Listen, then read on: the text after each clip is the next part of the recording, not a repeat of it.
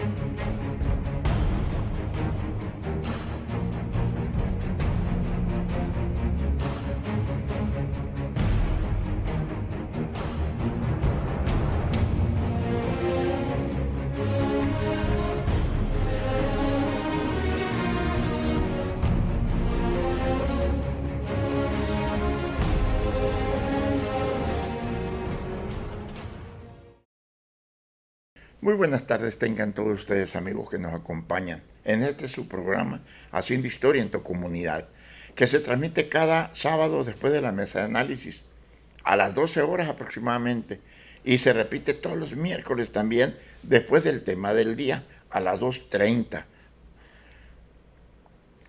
de la tarde. Nos encontramos transmitiendo en Megacanal, canal 151 de televisión, desde la ciudad de Los Mochis, donde las palmeras alcanzan el cielo y se mecen borrachas de sol. También es la puerta de entrada del Cañón del Cobre, la Sierra de Chihuahua y la ciudad más progresista del noroeste de la República Mexicana. También es la puerta de entrada del Cañón del Cobre, la Sierra de Chihuahua. Es uno de los graneros de México y solo quedan los últimos vestigios materiales de los colonos que se ha ido borrando con el tiempo. Pero permanece esta dinámica ciudad de Los Mochis que perpetúa al hombre de aquellas tierras donde los norteamericanos sembraron las semillas de este magnífico fruto que hoy estamos presenciando. Esta es nuestra hermosa ciudad de Los Mochis. Un saludo a todos mis amigos de los municipios de Ahome, El Fuerte, Choix, Guasave, Sinaloa, Angostura, Salvador Alvarado, Mocorito, que nos ven por este medio. 15ª parte del Congreso 20 de cronistas e historiadores de Sinaloa en el pueblo heroico de Concordia. Continuamos con el 18º lugar, nuestro amigo profesor Israel Martínez Pereira, que en paz descanse, también la pandemia se lo llevó. Era cronista junto de Choix. No aparece en la lista de los que se escribieron, no me di cuenta si pagó los 100 pesos o no, pero sí participó también con el tema de los jesuitas de Choix. Al transcurrir de 415 años, no ha bastado para desaparecer los vestigios del paso de los sacerdotes jesuitas por Choix y todo Sinaloa. En 1605, poco más o menos, el padre jesuita Cristóbal de Villalta emprendió la conquista de los Sinaloas, tribu que habitaban la parte superior del río donde se fundó el segundo fuerte de Montes Claros, Carapoa, y contaba con 1000 familias aproximadamente. San José del Toro, hoy bajo las aguas de la presa Miguel Hidalgo, su principal pueblo se localizaba a 6 leguas, 33 kilómetros y medio de aproximadamente arriba del fuerte, y Concepción de Vaca, 4 leguas más al norte, 22 kilómetros aproximadamente, en el mismo río Fuerte. De la primera visita que hizo el padre Villalta, después de que le vinieron a buscar en los 4 pueblos, Toro, Vaca, Choix y Vaimena, bautizó 500 niños, acudiendo los adultos con mucho gusto y puntualidad a la doctrina en sus iglesias pajizas, ya que así fueron como en todas las provincias, primero enramadas, luego empalizadas y después de adobe, al igual que varias de la región a principios del siglo XVIII fueron cubiertas de ladrillo. La influencia jesuita de Toro y Vaimena se repitió en Choix con las mismas consecuencias. Otro sacerdote que trató con los soes para que edificaran su iglesia, la cual quedó tan hermosa, adornada de pinturas, jactándose de que no había otra en la región como esa, ya que la había costado al sacar de sus hombros de entre los montes 40 grandes maderos de hermosos cedros para su cubierta. Celebrando la misa el padre Julio Pascual. Lo mismo ocurrió en Vaca y en Huites, donde se establecieron misiones jesuitas. De acuerdo a los escritos históricos de Andrés Pérez de Rivas y de Francisco Javier Alegre, la misión de Toro fue fundada en 1605, siendo el patrono del señor San José la de Vaca en 1606, la cual tuvo como patrona a la Purísima Concepción, venerándose hoy al patrón San Miguel de Arcángel. La de Huites en 1606, en donde se venera hasta la fecha al patrón Santiago. La de Choix en 1607, cuyo patrón es San Ignacio de Loyola. En 1611, el padre Juan Calvo edificó la iglesia de Bacayopa y de Yecorato, y por ende sus misiones. En la misión de Baimena, el santo patrono fue Santa Catalina. Hoy se venera al arcángel San Rafael. Yecorato, en su momento era un pueblo muy grande. Era un pueblo minero que generaba muchos ingresos. Es por ello que se cree que fue uno de los puntos estratégicos para el establecimiento de una iglesia de tipo jesuita. Tenía mucha dinámica, dónde hospedar, dónde comer. Era el pueblo más desarrollado, incluso mucho más que Choix en ese momento. En el año de 1767, con la orden del destierro de los jesuitas, la iglesia de Yecorato comenzó a devaluarse, pues ya nadie se hizo cargo del lugar. Lo mismo pasó con todas las iglesias que se habían edificado en la región. De acuerdo a la historia oficial, los jesuitas fueron echados del país por 3 razones principales. La primera, que habían comenzado a enriquecerse con las misiones. 2, por intervenir en asuntos políticos y en oposición a los gobernantes de la época. Y 3, que los jesuitas se negaban a negociar con los estados no católicos.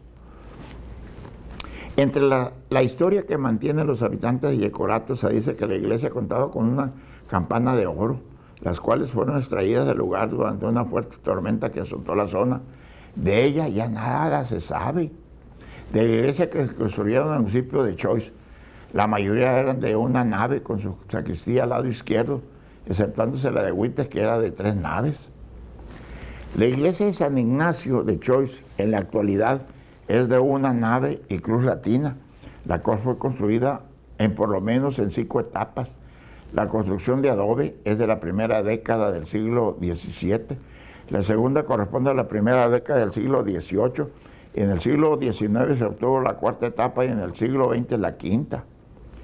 En el año de 1607, el sacerdote jesuita don Cristóbal de Villalta fundó la villa San Ignacio de los Oes, tribu de indígenas sentados a la margen derecha del río Choix, las cuales se dedicaban a la cacería y a la pesca, a la recolección. En la actualidad se reconoce como San Ignacio de Choix.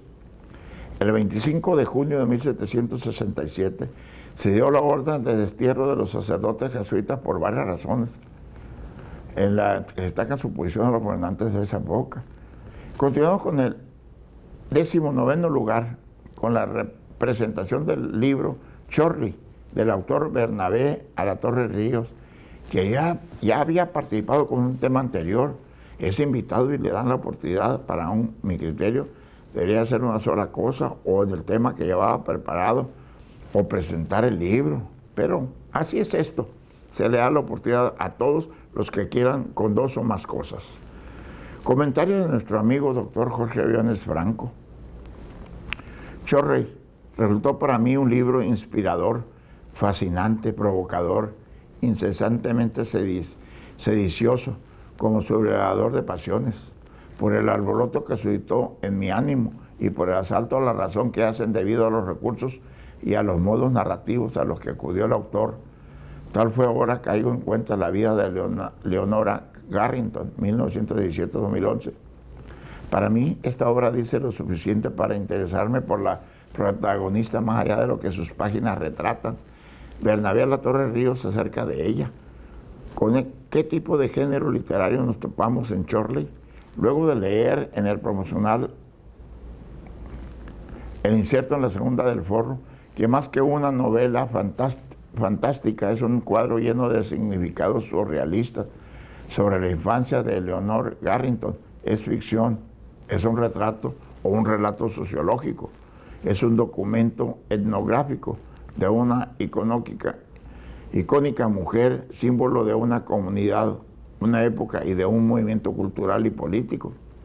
El surrealismo contestario, el estatus que la época, que en pleno siglo XXI todavía convoca a reflexionar y a poner en acción sus tesis. En repetidas ocasiones, casi en cada página, el autor se refiere al surrealismo. No hay ningún despropósito en ello, pero hablamos de este concepto más allá de lo que los profanos y ufanos dicen de él, empezando por algunas de sus definiciones: movimiento literario y artístico que busca trascender lo real a partir del impulso psíquico de lo imaginario y lo irracional como oposición a la razón positiva, rebelión contra la convención literaria burguesa, o como estrictamente lo dicen los manifiestos surrealistas escritos por Andrés Breton.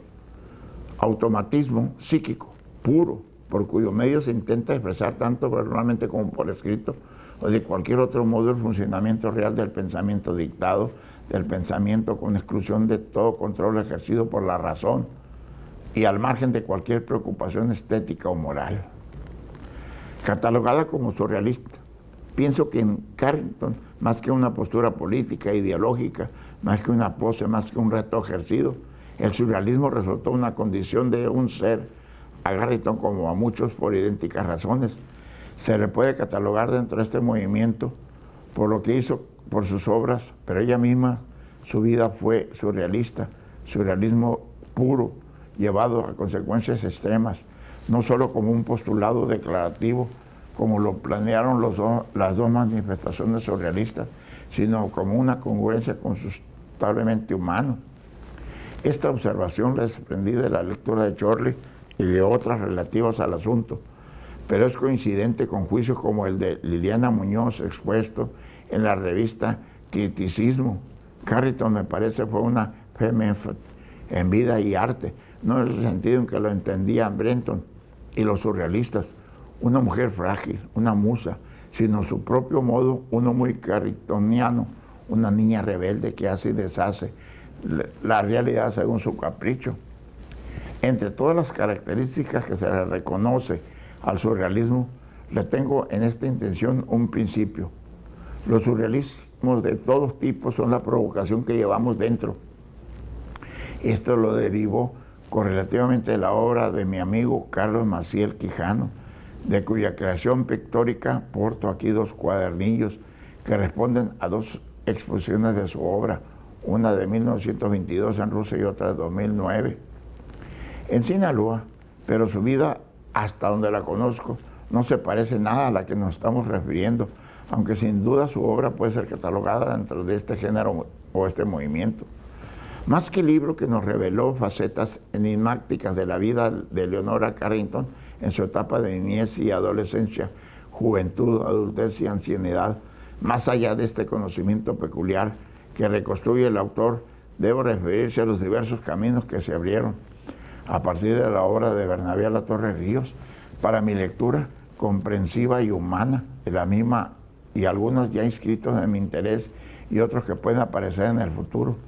Me refiero a algunos de ellos que me llevarán más allá del texto, pues no están tratados en él de forma específica, sino que se derivan de él y fueron provocadas por él.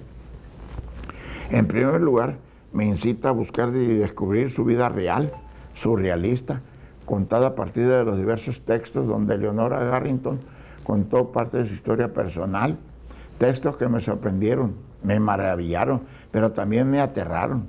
Por ejemplo, Leche del Sueño, un libro de cuentos breves en donde los protagonistas, Juan sin cabeza, el niño y el mundo, adulto con la única arma que poseen, la risa, el disparate y la travesura. Su obra toda pictórica, literaria, escultórica, es autobiografía.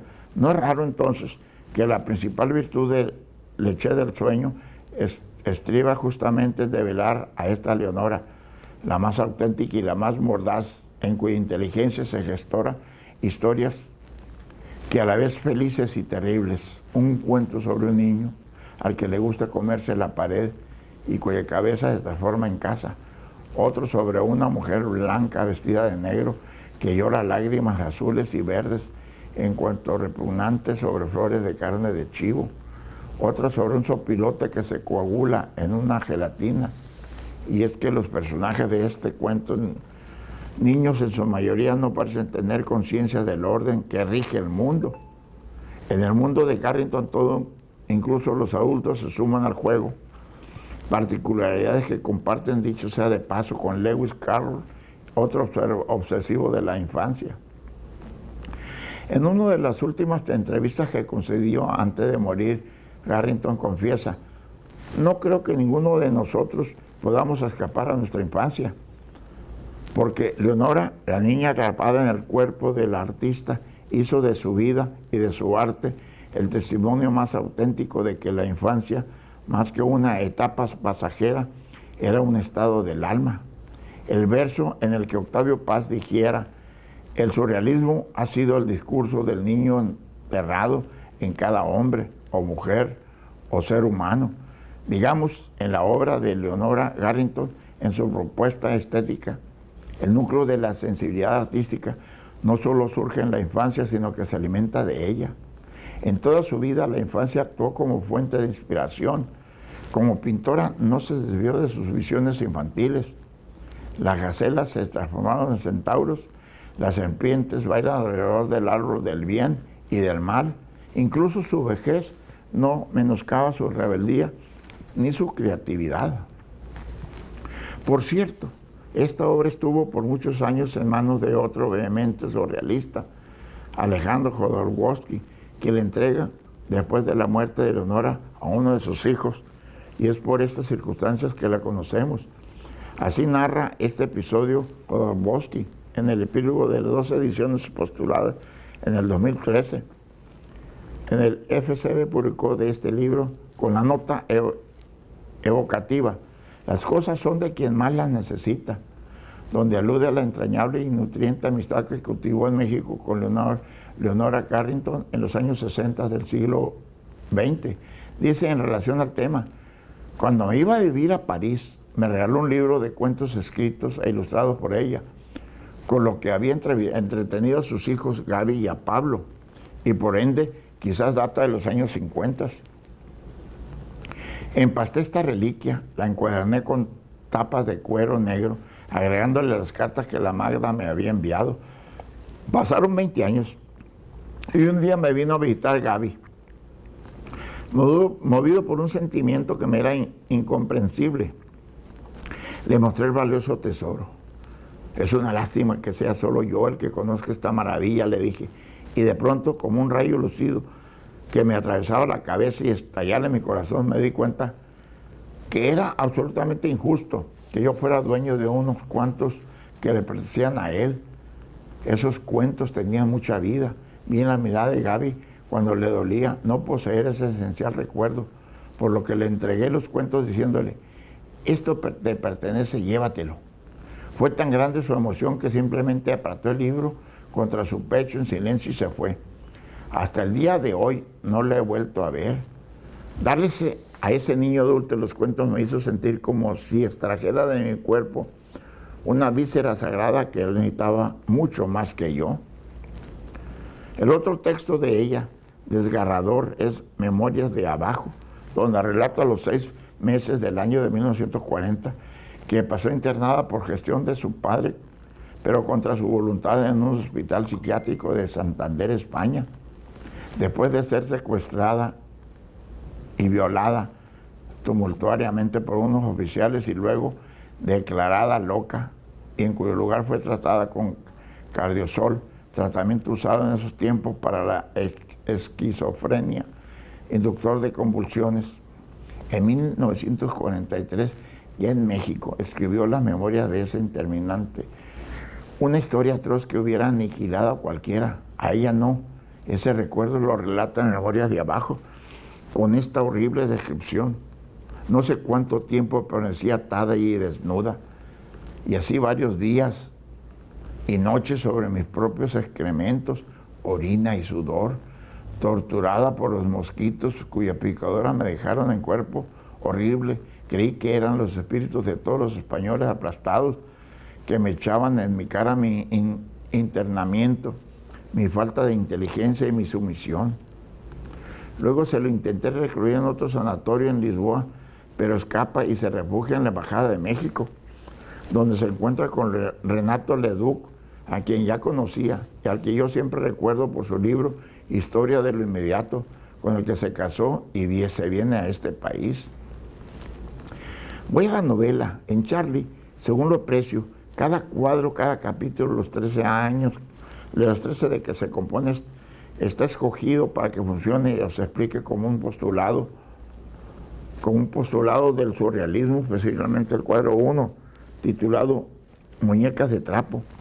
Están las circunstancias, los actores, y en cada uno de ellos las palabras que definen el status quo y por otro lado las que desafían. En este lado del binomio, la niña Leonora y su mundo fantasmórico, poblado de seres que son como ella y en los que se apoyan para explicar su conducta, para manifestar por qué es como es, siendo apenas una niña del otro, su padre, su profesor de piano, donde aprecia la arrogancia del poder y en medio de este binomio conciliador, imperturbable y sacado de onda, su madre. No importa entonces, las conversaciones suenan inverosímiles en Chorley, como el hecho de que una niña pueda tener la astucia para las respuestas que en su boca el autor las coloca. Sucedió así, podemos presumirlo. Sucedió de otro modo. Desde la razón se nos antoja cuando mucho más cuerdo, pero sí, cada cuadro de la novela Chorley es a cada paso, según lo veo, no solo parte de la vida de Leonora, sino el enunciado de algunos de los preceptos que caracterizaban el surrealismo. El autor juega con las diversas obras que creó Leonora Garretón para hacerla hablar, y de ella.